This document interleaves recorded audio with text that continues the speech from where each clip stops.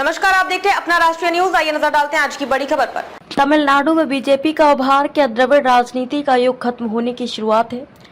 चौंकाने वाले नतीजे दक्षिण भारत के तमिलनाडु से आए। एनडीटीवी के पोल ऑफ पोल्स के मुताबिक तमिलनाडु में बीजेपी को 3 सीटें मिलने का अनुमान लगाया गया है। इसे तमिलनाडु में द्रविड़ राजनीति पर बीजेपी के हिंदुत्व की राजनीति की जीत के तौर पर देखा जा रहा है।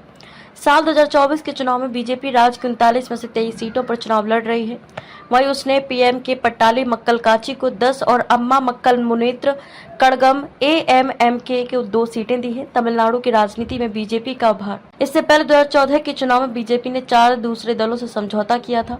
9 सीटों पर चुनाव लड़ने वाली बीजेपी को 5.5% वोट और 1 सीट पर जीत मिली थी। कन्याकुमारी सीट पर बीजेपी की राधाकृष्णन पी जीते थे। उनकी सहयोगियों में केवल पीएमके ही केवल 1 सीट जीत पाई थी। 8 सीटों पर लड़ने वाली पीएमके को 4.5% वोट मिले थे। वहीं 2019 के चुनाव में बीजेपी के नेतृत्व वाले एनडीए में राज्य की बड़ी पार्टियों में से एआईडीएमके ने 21, पीएमके ने 7 और बीजेपी ने 5 सीटों पर चुनाव लड़ा था, लेकिन सीट केवल एआईडीएमके ही जीत पाई। उसे 1 सीट मिली। वहीं बीजेपी का वोट फीसद भी घटकर 3.7% रह गया था। लेकिन 2021 के विधानसभा चुनाव में बीजेपी ने तमिलनाडु में अच्छा प्रदर्शन किया।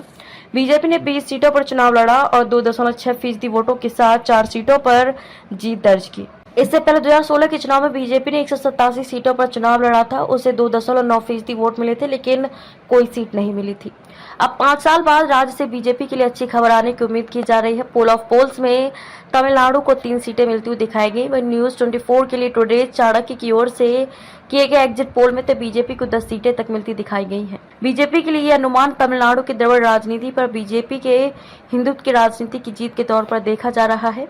वहां बीजेपी द्रविड़ राजनीति को चुनौती देती हुई नजर आ रही है। तमिलनाडु में द्रविड़ राजनीति करने वाले दोनों दल डीएमके और एआईडीएमके बीजेपी और कांग्रेस से गलबहियां करते नजर आते हैं। तमिलनाडु में बीजेपी की छवि ब्राह्मणवादी और हिंदी समर्थक पार्टी की है, इसलिए उसे वहां पैर पसारने में दिक्कत आती है। इसके बाद भी 1998 में बीजेपी ने एआईडीएमके की नेता रही जयललिता के समर्थन से ही अटल बिहारी की सरकार बनाई थी। जयललिता ब्राह्मण थी और द्रविड़ राजनीति करती थी। हालांकि ये सरकार 1 साल बाद ही जयललिता के समर्थन वापस लेने से गिर गई थी। इसके बाद हुए चुनाव के बाद डीएमके बीजेपी के साथ आ गई थी। डीएमके के समर्थन से वाजपेयी की सरकार 5 साल तक चली, लेकिन 2004 के चुनाव से ठीक पहले उसने बीजेपी से संबंध तोड़ लिया। तमिलनाडु की राजनीति में द्रविड़ दल कहाँ है? अब तक के लिए बस इतना ही। फिर होगी आपसे मुलाकात ऐसी एक और बड़ी खबर के साथ। तब तक के लिए नमस्कार और देखते रहिए राष्ट्रीय न्यूज।